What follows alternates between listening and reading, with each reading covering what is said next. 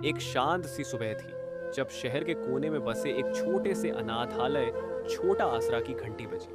दरवाजे पर एक महिला खड़ी थी। उसकी गोद में एक मासूम सा बच्चा था, मगर उसकी आंखें नम थीं और उसके चेहरे पर एक अजीब सा बोझ झलक रहा था। मैं अब इसे नहीं रख सकती, ये कभी चल नहीं पाएगा, उसने रोते हुए कहा, और बच्चा अनाथालय के दरवाजे पर छोड़कर चली गई। वह बच्चा उन दर्जनों बच्चों में शामिल हो गया जिन्हें समाज ने या उनके अपने माँ बाप ने छोड़ दिया था, क्योंकि वे गरीब थे, विकलांग थे या बस अवांछनीय थे। यह अनाथालय कोई आम जगह नहीं थी। इसे चलाता था आदित्य, एक 24 साल का युवा जिसने खुद अपने माता पिता को बचपन में एक हादसे में खो दिया था।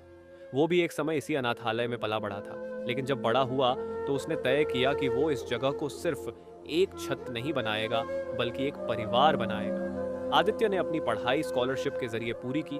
दिन में कॉलेज और रात में इन बच्चों के लिए खाना पकाता, दवाइयों का इंतजाम करता और उनके साथ कहानियां सुनकर सोता।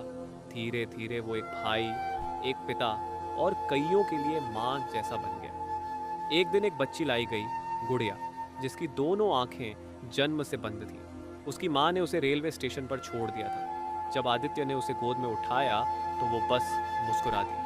उस मासूम हंसी ने आदित्य को तोड़ दिया। उस रात आदित्य ने पहली बार अपने कमरे में जाकर रोया, लेकिन अगले ही दिन से उसने ब्रेल सीखना शुरू किया ताकि वो गुड़िया को खुद पढ़ा सके। और हफ्तों बाद जब गुड़िया ने पहली बार अपनी उंगली से भैया पढ़ा, आदित्य ने मानो सारी दुनिया जीत ली।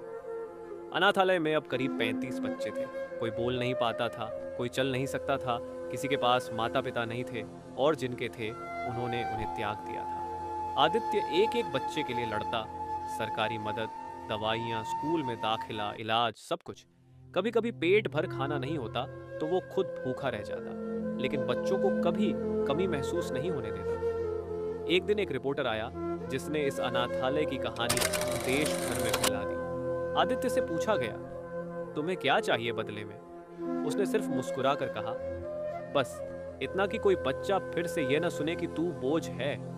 आज छोटा आसरा सिर्फ एक अनाथालय नहीं, हजारों दिलों की उम्मीद बन चुका है। गुड़िया अब ब्रेल टीचर बन चुकी है। राकेश जो बोल नहीं सकता था अब साइन लैंग्वेज सिखाता है। आदित्य अब भी वही है, हर नए बच्चे के लिए दरवाजा खोले खड़ा।